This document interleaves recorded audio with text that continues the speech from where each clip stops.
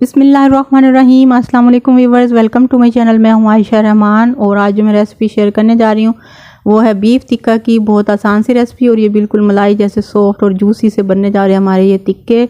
जैसे आजकल बारिश हो रही है तो ऐसे मौसम में ऐसी चीज़ें बना के खाने को दिल करता है। इसके अलावा आप अपनी फैमिली के लिए और दावतों के लिए भी बना सकते हैं। ये सिर्फ आधे घंटे में रेडी होने वाले हैं।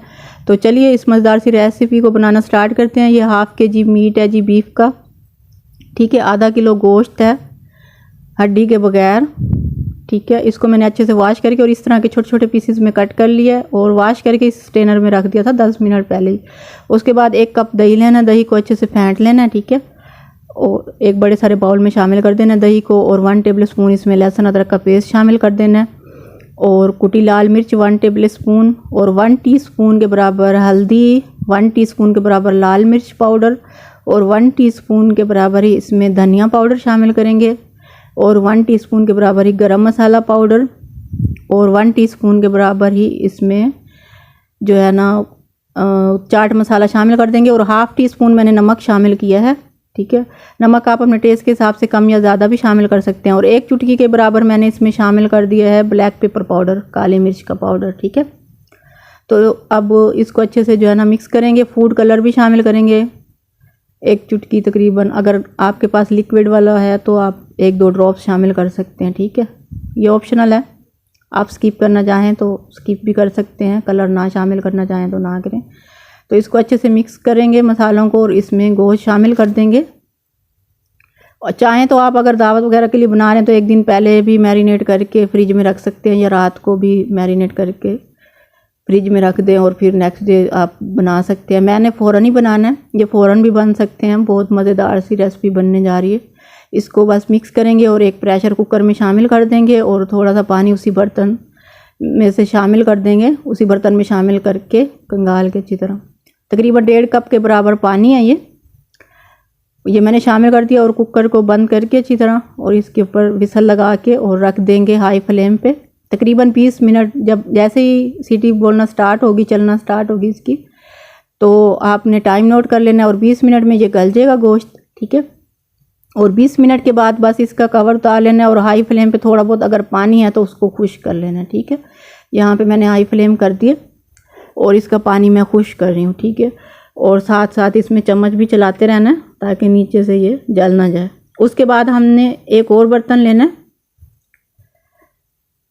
उसमें थोड़ा सा घी या ऑयल शामिल कर देना है 2 से 3 टेबल स्पून के बराबर और मीडियम फ्लेम पे जैसे ही ये ऑयल गर्म हो जाएगा तो इसमें वो सारा गोश्त शामिल कर देंगे जो अभी हमने प्रेशर कुकर में कुक किया है और इस घी में फ्राई कर लेंगे इनको अच्छे से।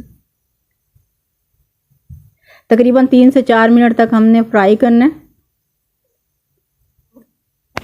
एक खूबसूरत सी लुक आ जाए जैसे टिक्कों की होती है तब तक हमने इसको जो है ना कुक करना है 3 से 4 मिनट तक।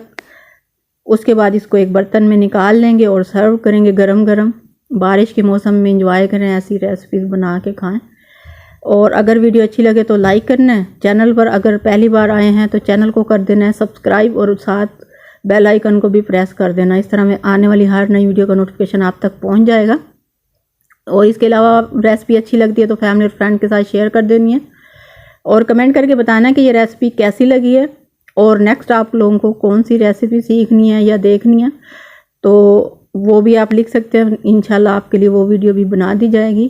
तो ये देखें जी, ये फाइनल लुक है। इस तरह से आपने अच्छे से फ्राई कर लेना है, ठीक है। अब इनको एक एक करके एक बर्तन में निकाल लेंगे और सर्व करेंगे गर्मा गर्म किसी रायते के साथ भी। और वैसे भी ये बहुत जूसी बने हैं और लास्ट में आपने थोड़ा सा लेमन जूस ऊपर से छिड़क देना है।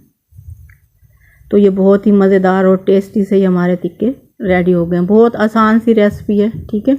घर पे जो दिल चाहे इंसान बना के खा सकता है, बस बनाने वाला हो इंसान। तो ये थी जी फाइनल लुक इसकी और मैं एक तोड़ के दिखा देती हूँ कि ये कितना जूसी बना है। ये देखें, बारिश के मौसम में ऐसी रेसिपीज़ आप लोग एंजॉय करें और मुझे दें इजाज़त। इंशाल्लाह फिर मिलते हैं किसी नई वीडियो के साथ। तब तक के लिए अल्लाह हाफ़िज़। Thanks for watching.